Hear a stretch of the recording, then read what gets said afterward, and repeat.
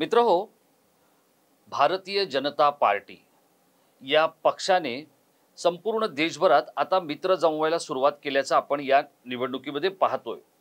पण भाजप हा एका बाजूला मित्रांना जमवतोय आणि दुसऱ्या बाजूला जुन्या मित्रांना संपवतोय किंवा काही जे लक्षवेधी मित्र आहेत, भविष्यात अडचणीचे ठरू शकतात, अशा मित्रांना भाजप संपवतोय का, असाच प्रश्न पडणाऱ्या घटना सध्या घडताना दिसतात। आता या क्षणाला हा व्हिडिओ जेव्हा मी शूट करतोय त्यावेळेला वर्षावर शिवसेनेच्या शिंदे गटाची एक बैठक सुरू आहे। तिथे आमदार खासदार आलेले आहेत, त्याचप्रमाणे पक्षाचे पदाधिकारी आलेले आहेत आणि तिथे या निवडणुकीला सामोरं कसं जायचं याचं मंथन सुरू आहे। पण त्याच बरोबरीने एक गोष्ट मी आपल्याला इथे लक्षात आणू देतोय, ती म्हणजे श्रीकांत शिंदे यांचं तिकीट हे नागपुरातून उपमुख्यमंत्री आणि भाजपचे राज्यातले सगळ्यात मोठे नेते देवेंद्र फडणवीस यांनी जाहीर केलेलं आहे। आता श्रीकांत शिंदे आणि देवेंद्र फडणवीस यांचं एक वेगळं अतूट नातं आहे। ते कधी लवचं आहे तर कधी हेटचं आहे। ते काय आहे ते मी आपल्याला तर सांगणार आहेच, पण त्याहीपेक्षा सगळ्यात महत्त्वाचा मुद्दा काय आहे तर तो आहे भाजपने ठाकरेंना संपवलं, आता क्रमांक एकनाथ शिंदेंचा। म्हणजे जसं ठाकरेंना नेस्तनाबूत करण्याची एक रणनीती भाजपने अवलंबली, तसंच जणू काही शिंदेंबरोबर सुरू झालेलं आहे। शिंदेंचं दिवसा गणित खच्चीकरण करण्याचं काम भाजपचे नेते करतायत। काय आहे हे सगळं मी आपल्याला नीट समजावून सांगण्याचा प्रयत्न करणार आहे, काहीशा संक्षिप्त स्वरूपात। नमस्कार मित्रहो, मी राजेश कोचरेकर आणि आपण पाहताय आपलं आवडतं न्यूज पोर्टल टाइम महाराष्ट्र। मित्रहो, श्रीकांत एकनाथ शिंदे खरं तर व्यवसायाने डॉक्टर, गेले 2 वेळा कल्याण लोकसभेचे खासदार, मुख्यमंत्र्यांचे चिरंजीव आणि जणू काही त्यांच्या आंखों का तारा। आता मुख्यमंत्र्यांच्या मुलाचं तिकीट हे जाहीर होणं, घोषित होणं स्वाभाविक होतं, पण गेले अनेक दिवस भाजपने थेट मुख्यमंत्र्यांच्या मुलाच्या मतदारसंघावरच दावा केला होता। आता हे कमी म्हणून की काय, जिथून मुख्यमंत्री घरातून बाहेर पडले, त्यांच्या खाजगी घरातून, की ज्या जमिनीवर पाय ठेवतात किंवा ज्या रस्त्यावर येतात, ज्या गल्लीतून येतात, तिथला खासदारही तुमचा नाही आमचा असं सांगायला भाजपने सुरुवात केली होती आणि भाजपने अक्षरशः एकनाथ शिंदेंना भंडावून टाकले। आता याच भाजपने काय केलं, याच भाजपने 2 वर्षापूर्वी किंवा त्याच्याही आधी उद्धव ठाकरे यांना वेगळ्या वेगळ्या पद्धतीत नेस्तनाबूत करण्याचा, अगदी धूळधाण करण्याचा प्रयत्न केला। आता ही धूळधाण करत असताना त्याला ठाकरेही जबाबदार होते। आताच्या घटनांना एकनाथ शिंदे आणि त्यांचे सहकारीही जबाबदार आहेत।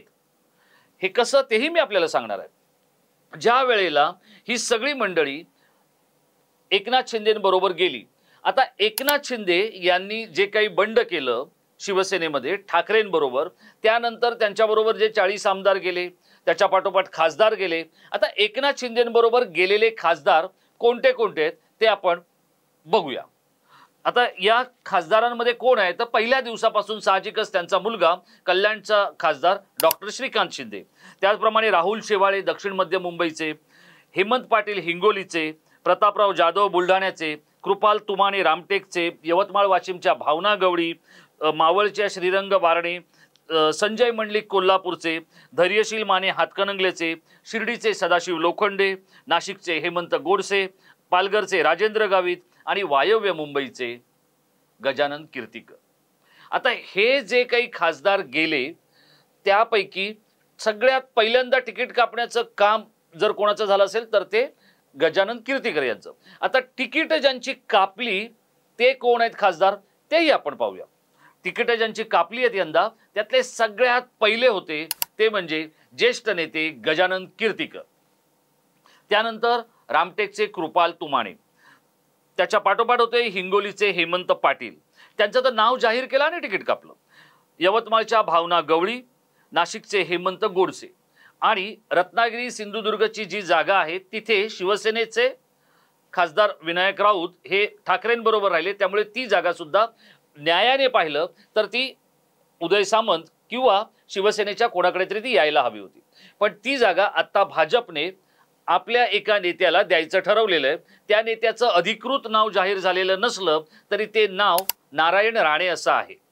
आता या सगळ्या गोष्टी जर आपण पाहिल्या तर एक गोष्ट लक्षात येते, ती म्हणजे आतापर्यंत 5 खासदारांना भाजपने धक्क्याला लावलं. बरं, यातला आणखी एक क्लेशदायक आणि त्रासदायक विषय काय आहे, तर आधी उमेदवारी जाहीर झाली आणि त्यानंतर ती उमेदवारी बदलण्यात आली, त्याची सारवासारव करण्यात आली, कसं तरी ते अगदी निभावून नेण्याचा प्रयत्न करण्यात आला. एकूणच काय, तर एकनाथ शिंदे यांना जमेल तितकं अपमानित करायचं, त्यांचं प्रोफाईल छोटं करायचं, याचा चंग या सगळ्यांनी बांधलेला आहे.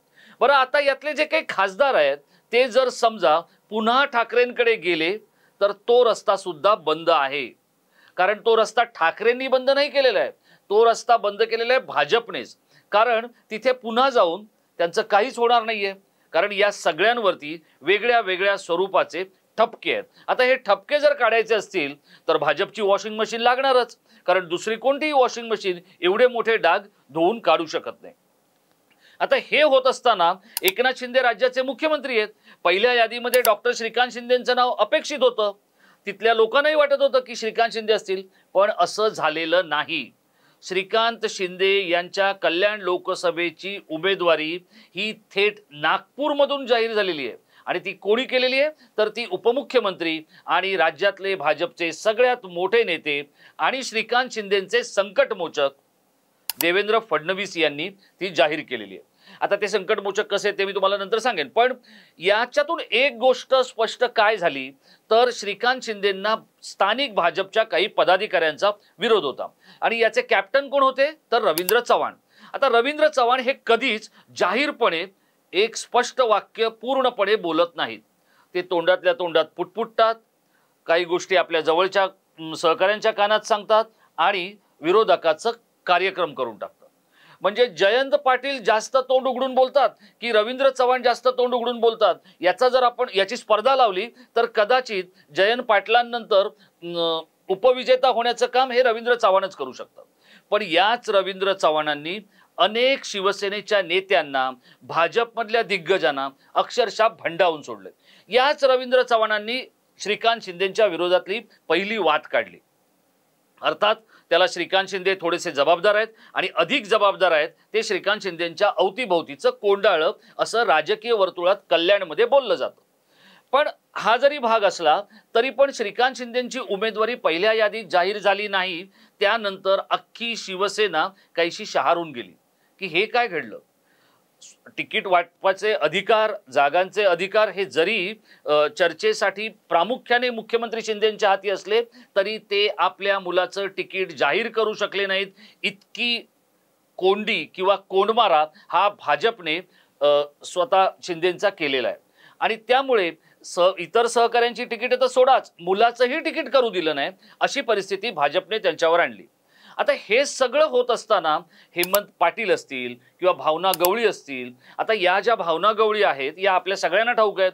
त्यांची एक 2 कोटी रुपये मागतानाची व्हिडिओ क्लिप आली होती आणि त्यात भावना गवळी आहेत ना, तुम्हाला सांगतो काहीशा नशीबवान आहेत, कारण त्यांचा भाऊ कोण आहे, त्यांचा भाऊ आहे पंतप्रधान नरेंद्र मोदी. रक्षाबंधनाच्या दिवशी त्या राखीच पंतप्रधानांना बांधतात, तरी त्यांना तिकीट झालं नाही. आता त्यांचं तिकीट नाकारलं तेव्हा त्या मला बहिणीसारखे आहेत, मी भावासारखी त्यांची काळजी घेईन असं दस्तूर खुद्द राज्याचे मुख्यमंत्री म्हणतात, तरी त्यांच्या समोरचं भविष्य अंधकारमय आहे, त्यांना माहित नाही काय ते. इतकंच नव्हे तर या भावना गवळींची ज्या दिवशी क्लिप आली 2 कोटी रुपये खंडणी मागितल्याची एका कंत्राटदाराने केली, तर तो वाद मिटवण्यासाठी तत्कालीन मुख्यमंत्री एकनाथ शिंदे यांनी नंदनवन या त्यावेळच्या MSRDC मंत्री असलेल्या एकनाथ शिंदेंच्या बंगल्यावर भावना गवळी, अनिल देसाई, एकनाथ शिंदे, राधेश्याम मोपलवार आणि शिवाजी अडरराव पाटील या आणि भावना गवळी या अशा सगळ्या लोकांना बसवलं होतं. शस्त्रक्रिया झाल्यापासून उद्धव ठाकरे वेळेवर झोपायचे, मला तो दिवस नीट आठवतोय. त्या दिवशी रात्री 11:15 वाजेपर्यंत उद्धव ठाकरे, भावना गवळी आणि कंत्राटदारांचा वाद, त्यातलं जे काय खंडणी प्रकरण होतं हे मिटलं की नाही याची प्रतीक्षा करत वर्षावर थांबून होते. हे मी आपल्याला अत्यंत विश्वासाने सांगतोय. तो दिवसही मी आपल्याला सांगू शकतो, त्या वेळाही सांगू शकतो. राधेश्याम मोपलवार हे अत्यंत अडून बसले होते आणि त्यांना हा वाद मिटवायचा नव्हता, कारण भावना गवळींना त्यांना अडचणीत आणायचं होतं. पण स्वतः उद्धव ठाकरे जे राज्याचे मुख्यमंत्री होते त्यांनी आपला स्वतःचा अधिकार वापरत एकनाथ शिंदे आणि अनिल देसाई, शिवाजीराव आढळराव पाटील यांना कामाला लावून काय होतंय हे मला कळवा इतकं सांगण्या इतपत भावना गवळींची काळजी प्रत्येक पक्षात प्रत्येक टप्प्यावर घेतली गेली. पण त्या काही आपलं वागणं सुधारत नाहीत आणि त्याच्यामुळे त्या अडचणीत येतात. तर अशा खासदारांमुळे एकनाथ शिंदेंची गोची झाली आहे. भाजपला ते अगदी आयतं कोलीत मिळालेलं आहे आणि त्याच्यामुळे भाजप शिवसेनेचे म्हणजे शिंदे सेनेचे जे आमदार आहेत त्यांचीही गळचेपी करते आणि खासदारांची गळचेपी तर आता ज्या पद्धतीत झाली ती आपण पाहिली. आणि जसं काल सचिन शिंदे जे काँग्रेसचे नेते आहेत, सचिन सावंत माफ करा, त्यांनी एक खूप छान प्रतिक्रिया दिली. ते म्हणाले की शिंदे सेनेचे 7 खासदार हिंदुत्वासाठी शहीद झाले, आगे आगे देखो होता है क्या. तर ही जी प्रतिक्रिया आहे ही खूप बोलकी आहे. म्हणजे आधी भाजपने ठाकरेंना संपवलं, आता शिंदेंचा नंबर आहे. पण हे का होतंय? कारण ठाकरे सुद्धा बेसावध आणि बेफिकीर राहिले होते. त्यांचे मंत्री वारंवार खिशात राजीनामा असल्याचं म्हणत होते, पण काम काही कोणी नीटसं करत नव्हतं. याचा फायदा नेमका भाजपने उचलला. आता सुद्धा तेच झालंय. शिंदेंबरोबर गेलेले शिंदेंचे आमदार सहकारी आणि खासदार हे फक्त शिंदेंकडून पत्रांवर सह्या घेतात, फायलींवर सह्या घेतात, बदल्या बढत्या याच्यामध्ये अडकले. मतदारसंघाकडे पूर्णपणे या सगळ्या मंडळींचं दुर्लक्ष झालं आणि त्याचा गवगवा हा भाजपने केला. तुमचे आमदार पडतील, तुमचा पराभव होईल, तुमची संख्या घटेल, तुमच्यामुळे आमचं वाईट होईल, आमच्या मोदींचे हात दुबळे होतील, तुमचे खासदार बदला, असं म्हणून शिंदेंची जी गळचेपी केली ती गळचेपी थेट यवतमाळ वाशिम पासून अगदी कल्याणपर्यंत सुरू होती. आता देवेंद्र फडणवीस यांनी नागपूरमधून धाकल्या शिंदेंचं जे कल्याण केलेलं आहे, तर बघा जेव्हा जेव्हा डॉक्टर श्रीकांत शिंदे हा तरुण खासदार आहे, त्याला करण्यासारखं खूप आहे, पण त्यांच्याकडून ज्या काही गोष्टी चुकतात त्या प्रत्येक वेळेला देवेंद्र फडणवीस त्यांच्या मदतीला धावतात. यातला एक दिवस मी आपल्याला सांगतो. ज्या दिवशी मुख्यमंत्री एकनाथ शिंदे यांनी 7 जुलै 2023ला आपल्या कार्यालयाचा ताबा घेतला, त्यावेळेला त्या दिवशी सगळी मंडळी मुख्यमंत्री कार्यालयाच्या प्रवेशाच्या लगबगीमध्ये होती. पण देवेंद्र फडणवीस काय करत होते? तर त्याच मजल्यावर एका कोपऱ्यात त्यांचं जे दालन होतं तिथे बसून डॉक्टर श्रीकांत शिंदे यांना राज्याचा गाडा हाकणाऱ्या 25 महत्त्वाच्या IAS आणि IPS अधिकाऱ्यांची ओळख करून देत होते. प्रकल्प कोणाकडे आहे, ते किती अपूर्ण राहिले, ते कसे पूर्ण करायचे, या सगळ्या गोष्टी ते त्यांना त्या 6व्या माळ्यावर म्हणजे मुख्यमंत्र्यांच्या दालन प्रवेशाच्या वेळेला देवेंद्र फडणवीस समजावत होते. अर्थात देवेंद्र फडणवीसांनी गेल्या काही वर्षातला 5 वर्षाचा काळ पूर्ण केला, त्यासाठी ही सगळी बाबूगिरी आणि ही अधिकाऱ्यांची फळीच त्यांच्या उपयोगी आली. पण या सगळ्यामुळे एक गोष्ट झाली की श्रीकांत शिंदे यांना या सनदी अधिकाऱ्यांशी कसं बोलायचं वागायचं हे समजवण्याचं काम देवेंद्र फडणवीसांनी केलं. त्यानंतर ती आपल्याला एक जाहिरात माहितीच असेल, ज्या जाहिरातीमुळे सगळ्यात मोठा घोळ झाला आणि देवेंद्र फडणवीस कमालीचे दुखावले. त्यानंतरही सह्याद्री अतिथीगृहामध्ये एका बंद दालनामध्ये श्रीकांत शिंदे, देवेंद्र फडणवीस आणि मुख्यमंत्री एकनाथ शिंदे यांनी जी एकत्र बैठक केली त्या बैठकीचाही मी साक्षीदार होतो. कारण त्या दिवशी तिथे एक पत्रकार परिषद होती, त्यातून हे 3 नेते अशा पद्धतीत गायब झाले की कुणालाच काही कळलं नाही. पण त्यानंतर जी काही शिकवणी फडणवीस गुरुजींनी घेतली श्रीकांत शिंदेंची, त्यातून ते काहीसे सावरले आणि त्यानंतर त्यांनी कमीत कमी चुका करायला सुरुवात केली. तर जिथे जिथे श्रीकांत शिंदे अडचणीत येतात तिथे तिथे फडणवीस त्यांच्या मदतीला धावतात. आता हा योगायोग म्हणा किंवा हे सगळं जाणीवपूर्वक झालंय असं म्हणा, पण फडणवीसांनी थेट नागपूरमधून धाकल्या शिंदेंचं कल्याण करणं, याच्यातून एक मेसेज हा फडणवीसांनी आणि त्यांच्या भाजपने मुख्यमंत्री शिंदेंना दिलेला आहे की तुमचं कल्याण जे काही करायचं असेल ते फडणवीस आणि त्यांची भाजपच करणार आहे. त्यामुळे ज्या ठाकरेंचं खच्चीकरण आणि त्यांना नेस्तनाबूत करण्याचा प्रयत्न ज्या भाजपने केला, तोच भाजप आता सगळ्यात आधी शिंदेंच्या खासदारांवर तुटून पडलाय आणि याच्यानंतर सगळ्यात भयानक घडणार आहे ते म्हणजे शिंदेंबरोबरच्या आमदारांची खटियाखडी बिस्तरागुल होणार आहे. याचं कारण सगळ्यांनाच करायचे आहेत बढत्या आणि बदल्या, टेंडर आणि कामं, प्रत्यक्ष मतदारसंघामध्ये कोणाला फिरकायचं नाहीये। हे सगळं देवेंद्र फडणवीस यांच्या धूर्त, चाणाक्ष आणि कावेबाज नजरेने नेमकं टिपलेलं आहे। त्यामुळे आगे आगे देखो होता है क्या। आपल्याला काय वाटतंय, ठाकरेंना जसं संपवलं किंवा संपवण्याचा प्रयत्न केला तीच तरा भाजप शिंदेंची करणार आहे?